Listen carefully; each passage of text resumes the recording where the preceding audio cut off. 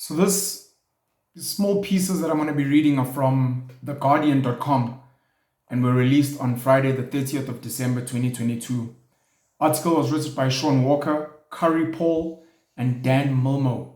Andrew Tate put in 30-day pre-trial detention in Romania after arrest. The influencer, his brother, and two others are held on human trafficking, rape, and organized crime charges. The controversial online influencer Andrew Tate has been put in pre-trial detention in Romania following his arrest on charges of human trafficking, rape, and forming an organized crime group. The former kickboxer and reality TV star, who has been banned from a number of social media platforms for supposedly misogynistic comments and hate speech, was arrested alongside his brother and two other suspects.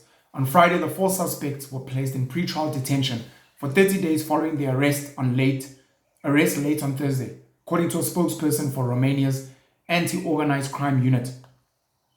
Authorities said they have searched 5 homes as part of the investigation and released footage of one of the raids showing riot police entering a luxurious residence. Footage of items seized at the location showed stacks of euro notes and a handgun. Yep.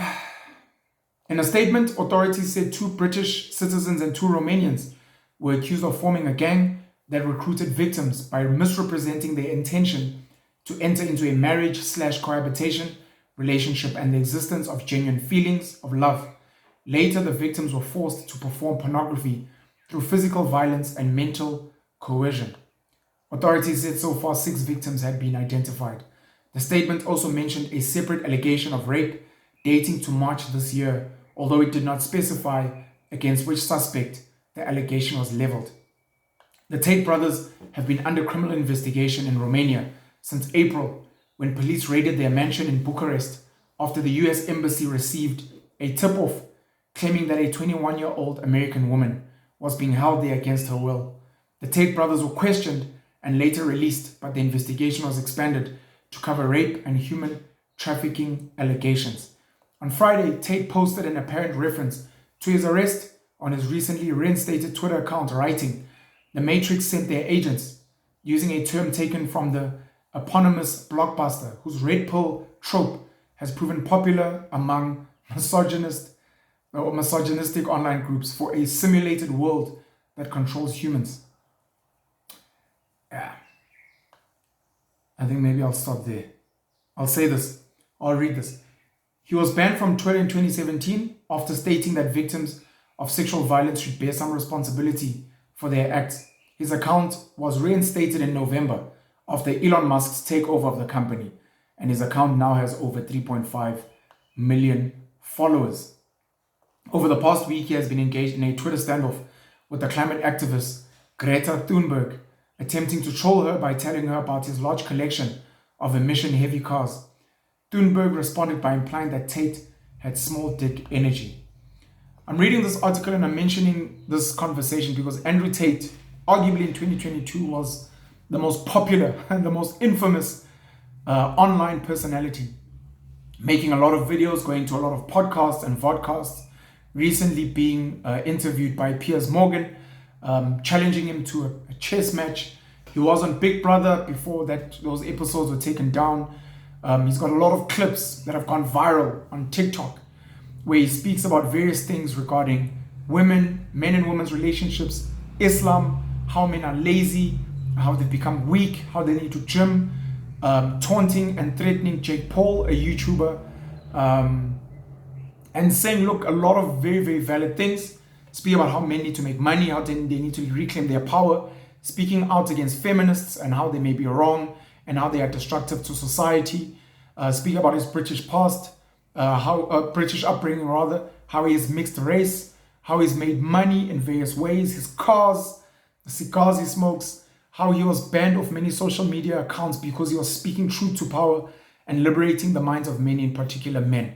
A lot of men, especially young boys and young men, have found solace in a leader in Andrew Tate, and he's liberated them and given them this power and this confidence to go out into the world and to stand up for themselves. He's done a lot of good in the world, but obviously there's the danger, of course, just like the feminist movement, especially the radical feminist movement, in that some of these people that you inspire and motivate end up using your content to go and harass and harm and say vile things about other people. And of course, that's where the alleged misogynistic groups come from. The Red Pill Nation, some of these stoic men that are out there saying men should be men. Andrew Tate is a necessary voice, just as some of the feminists are necessary voices.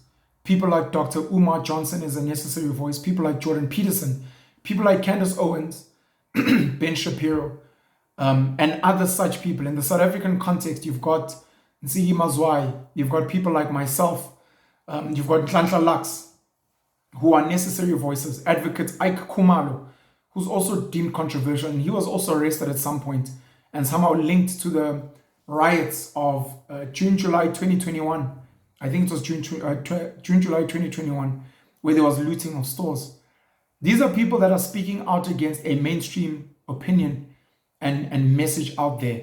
One that, of course, if you actually do the research and the history, and if you've read the Animal Farms in the 1984s of George Orwell, and if you understand how the law works, if you understand how finance works, if you understand how politics works, you'll understand that there are definitely agendas, especially by the rich and the powerful, who control the media, who control the narrative, who control what movies get released, what type of music influences minds, how people get distracted so that they can keep this industrial complex going. You know, Andrew Tate speaks out about that. He speaks up about people gymming, working on their body, getting guns, fighting out, moving in their own way. He speaks out about how men and women and the family structure has been broken. And, you know, a whole lot of other podcasters and vodcasters have come up, you know, to speak out about things like this. Polygamy is now being discussed. Men and women coming together. How women are also responsible for some of the supposed horrendous things that have been done to them. And how they also are perpetrators of leeching from men, misusing their looks and those things to milk men of their monies, and. So there's obviously a chance that there are people out there that don't want Andrew Tate to be vocal because he liberates certain minds in a certain way. There are parts of Andrew Tate that are toxic and need to be called to order. And I know there was a conversation about how Andrew Tate needs to form alliances with certain powerful people, because that's kind of how it works.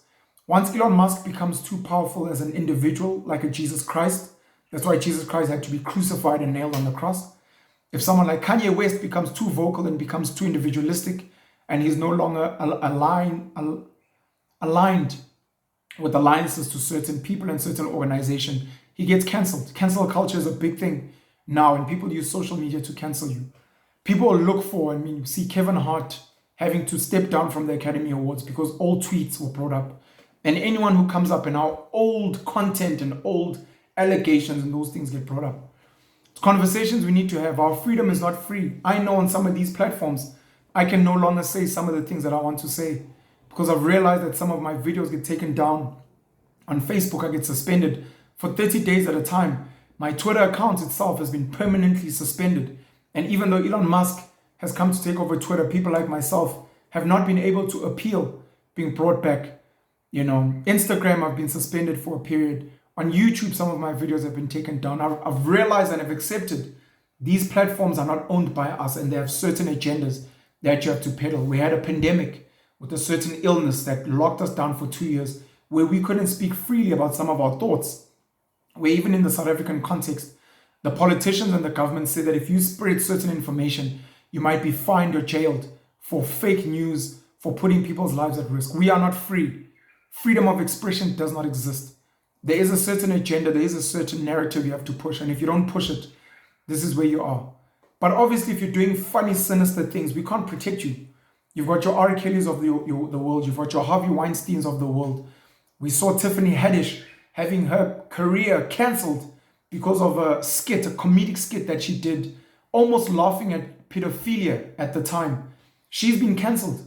She's lost her gigs. So we aren't free. Dave Chappelle, they tried to cancel him. He ended up obviously apologizing for his transgender remarks.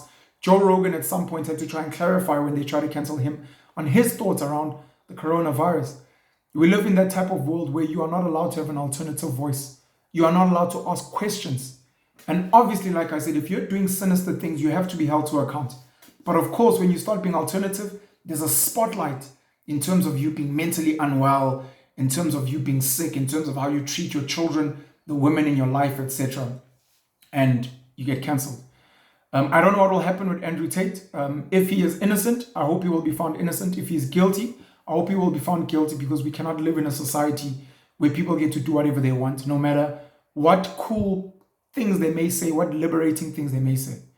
But let's stay tuned and see what happens. Pennywell, the Black Pen.